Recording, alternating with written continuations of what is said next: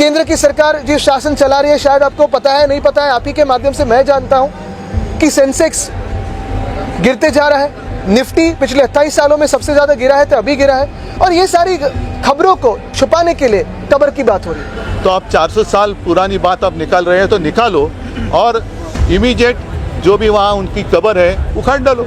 लेकिन उस वक्त चंद्रबाबू नायडू और नीतीश कुमार जी को जरूर बुलाइए। ये जो मंत्री महोदय जब इस तरह से बातें करते हैं, उनके विधायक जब बात करते हैं सत्ता पार्टी के, तो मुख्यमंत्री क्या चाहते हैं कि राज्य में हिंदू और मुसलमान की लड़ाई हो? इसका जवाब उनको देना पड़ेगा। आप मेरी रिएक्शन पूछ रहे हैं नागपुर की घटना पे, लेकिन मुझे ये जानना है कि मुख्यमंत्री कार्यालय से क्यों ना कोई रिएक्शन आई जब अफवाहें फैलने लगी थी। जब भी किसी शहर में ऐसी घटना होती है, और ये तो खुद मुख्यमंत्री का शहर है, स्वयं उनका शहर है, मुख्यमंत्री भी है, वो गृह मंत्री भी है, और ये अनुमान लगाया जाता है, मैंने भी सीएमओ काफ़ी नज़दीक से देखा है, कभी भी ऐसी घटना होती है तो पहला रिपोर्ट सीएमओ को आता है, सीएम के मोबाइल फ़ोन पे आता है, होम डिपार्टमेंट भी आता है, दोनों डिपार्टमेंट्स उनके साथ है। क्या उनको पता नहीं था ये होने वाला है? मेरा अंदाज यही है कि भाजपा को महाराष्ट्र का मणिपुर करना है। मणिपुर में अगर आप देखें तो पिछले 1 साल से जैसी बातें हो रही है वैसे ही दंगे हो रहे हैं, किसी ना किसी को जलाया जा रहा है, किसी को मारा जा रहा है। क्या आज वहाँ इन्वेस्टमेंट जाएगी? क्या कोई पर्यटन जाएगा? नहीं जाएगा। और यही उनको महाराष्ट्र का करना है, यही हाल उनको महाराष्ट्र की करने हैं। और जहाँ जहाँ भाजपा को शासन चलाने नहीं आता है वहाँ दंगे भड़काते। आज ही मैं कहीं पढ़ रहा था कि वियतनाम जो देश है काफ़ी छोटा है, हमसे भी पॉपुलेशन में छोटा है, साइज से छोटा है, लेकिन 3 गुना ज़्यादा उनकी इलेक्ट्रॉनिक इंडस्ट्री हमारे देश से है। हमारा देश शक्तिशाली समझते हैं, लेकिन आज जो भाजपा करना चाहती इसी शक्ति को तोड़ना चाहती है। हमें धर्म में बांटना चाहती है, हमें जिलों में बांटना चाहती है, हमें जाति में बांटना चाहती है, ताकि अपनी ताकत जो है हम दुनिया को ना दिखा पाए। और खुद की जो सरकार चलाते हैं, एक तो फेलियर है। पिछले 3 महीनों में 4 महीनों में जब से नई सरकार बनी है तब से आप देख रहे हो अनगिनत रेप हो रहे हैं, अनगिनत अत्याचार हो रहे हैं, किसान आत्महत्या कर रहे हैं।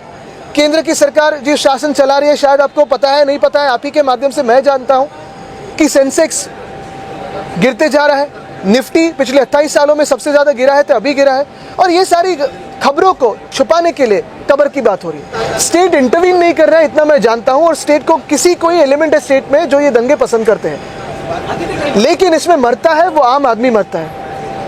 तकलीफ आम आदमी को होती है, नागरिकों को होती है। अगर आप देखें तो सारे के सारे भाजपा के मंत्री लीजिए या नेतागण लीजिए, उनके बच्चे जो है सारे परदेश में पढ़ रहे हैं या व्यवसाय कर रहे हैं। क्यों ना हमारे युवा वैसे कर सकते हैं?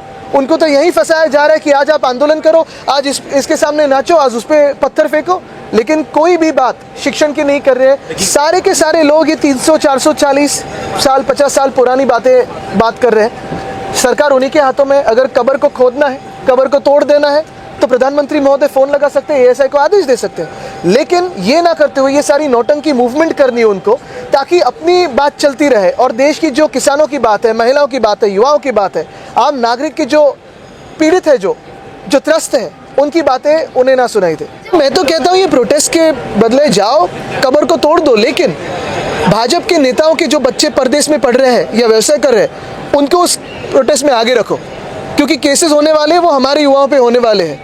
भड़का भड़की जो हो रही है वो हमारे युवाओं में हो रही है। ये इनके बच्चे सारे जो है परदेश में मजा कर रहे हैं। और एक बात, इसमें प्रोटेस्ट की जरूरत ही नहीं है। ये सारा मामला प्रधानमंत्री महोदय के हाथों में है। एएसआई को आदेश दे और कब्र को निकाल दे, 1 दिन में मामला खत्म हो सकता है। सरकार की फेलियर है, इंटेलिजेंस नहीं हूँ, ना ही मैं गृह मंत्री हूँ। तो मुख्यमंत्री जो है, मुख्यमंत्री जी को पूछो किसका हाथ है, क्योंकि आरएसएस का मुख्यालय वहाँ है। अब इनके कार्यकाल में वहाँ डबल इंजन सरकार है ना, महाराष्ट्र में और केंद्र में, तो डबल इंजन सरकार की असफलता है। और अगर ये सरकार असफल है तो इन्होंने इस्तीफा देना चाहिए। किसकी साजिश है? और इसलिए मैंने कहा कि जिसका जन्म गुजरात में हुआ था, ऐसा औरंगजेब, जब हमारे छत्रपति शिवाजी महाराज उनके पश्चात महाराष्ट्र के ऊपर उन्होंने आक्रमण किया था और महाराष्ट्र में उनकी कब्र बांधी गई। बार बार कहना ठीक नहीं, लेकिन सच्चाई है कि गुजरात में जिसका जन्म हुआ था वो औरंगजेब महाराष्ट्र के खिलाफ, छत्रपति शिवाजी महाराज जी के खिलाफ जो महाराष्ट्र में आए थे, वो वापस आगरा नहीं जा सके। तो आप 400 साल पुरानी बात आप निकाल रहे हैं तो निकालो, और इमीडिएट जो भी वहाँ उनकी कब्र है उखाड़ डालो।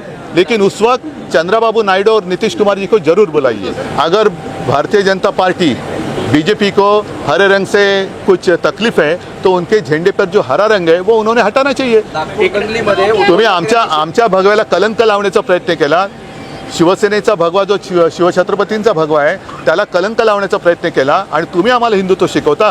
तुमच्या झेंड्यावरचा पहिला अगर राज्य के गृह मंत्री और वो शहर के हैं, अगर वो इस बात को अगर दुजोरा दे रहे हैं तो तुम्हारी पुलिस क्या कर रही थी, उसका तो जवाब देना पड़ेगा।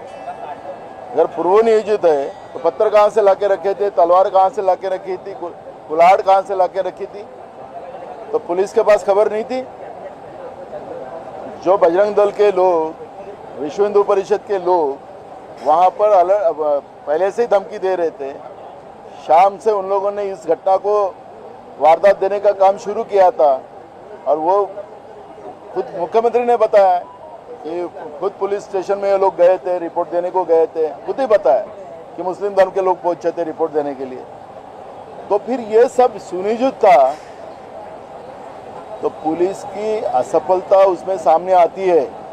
तो इसलिए मुख्यमंत्री ने अपने बयान को कैसे रखना वो उनका अधिकार है, लेकिन उनकी वहाँ की असफलता जो पुलिस वाली है वो उसको वो छुपा नहीं सकते। देखो, मूल सब्जेक्ट ऐसा नहीं है। सरकार की मंशा जो है हिंदू मुसलमान की लड़ाई कराना, ये सरकार की मंशा है, ये बात को नकार नहीं सकते। हमने कई बार भी इशारे में कहा कि तुम्हारे मंत्री अगर किसी धर्म के बारे में बात करते, किसी धर्म के लोगों को टारगेट करते हैं तो मुख्यमंत्री करके उनको सबको आपको सबक देना पड़ेगा, लेकिन मुख्यमंत्री ने नहीं किया वो काम। तो ये जो मंत्री महोदय जब इस तरह से बातें करते हैं, उनके विधायक जब बात करते हैं सत्ता पार्टी के, तो मुख्यमंत्री क्या चाहते हैं कि राज्य में हिंदू और मुसलमान की लड़ाई हो, इसका जवाब उनको देना पड़ेगा।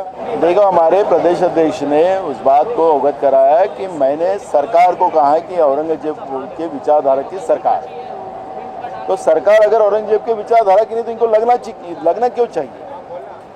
नहीं है तो तुम शिवाजी महाराज के विचारधारा के तो विचारधारा के करिए ना, पर उनने कहा कि तुम्हारी सरकार उस विचारधारा से। और महाराष्ट्र में आपने देखा होगा किसानों पे अन्याय हो रहा है, महिला यहाँ सुरक्षित नहीं है, युवा सुरक्षित नहीं है, गरीब आदमी सुरक्षित नहीं है, राज्य के बेहाल हो चुके हैं।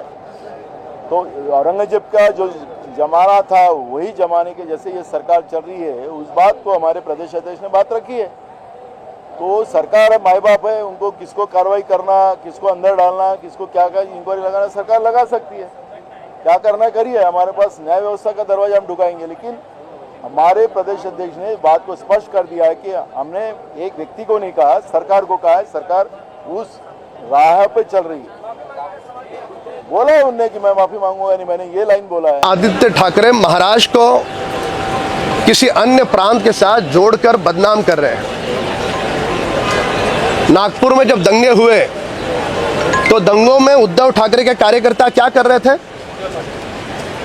शरद पवार और कांग्रेस के कार्यकर्ता क्यों पथराव कर रहे थे? हम तो सरकार में हैं, 3 दल, तो स्वाभाविक रूप से हमारे कार्यकाल में इस प्रकार के दंगे नहीं हो, यही हमारी प्राथमिकता होगी। दंगे करके महाराष्ट्र को बदनाम करने वाले ये उद्धव ठाकरे के कार्यकर्ता, ये शरद पवार और कांग्रेस के कार्यकर्ता आज महाराष्ट्र की इस पवित्र भूमि को, यह संतों की भूमि है, यह छत्रपति शिवाजी महाराज की भूमि है, इसका नाम भी महाराष्ट्र है, उस भूमि को अन्य प्रांतों से जोड़कर महाराष्ट्र को नीचा दिखाने का दुस्साहस श्रीमान आदित्य ठाकरे और उनके कार्यकर्ताओं ने किया है। देखिए, ये उबाटा वाले भटक चुके हैं। इनकी सुबह वाणी कुछ और होती है और शाम को वाणी कुछ और होती है। आज के सामना में उन्होंने क्या लिखा है देखिए आप। आदित्य ठाकरे ने शायद खुद का अखबार पढ़ा नहीं होगा, आज कुछ और बोल गए, दोपहर को, रात को कुछ और बोलेंगे। तो इसलिए औरंगजेब ये विषय को शुरू करने वाला अबू आजमी ये उद्धव ठाकरे जी का करीबी है, आदित्य ठाकरे जी का करीबी है।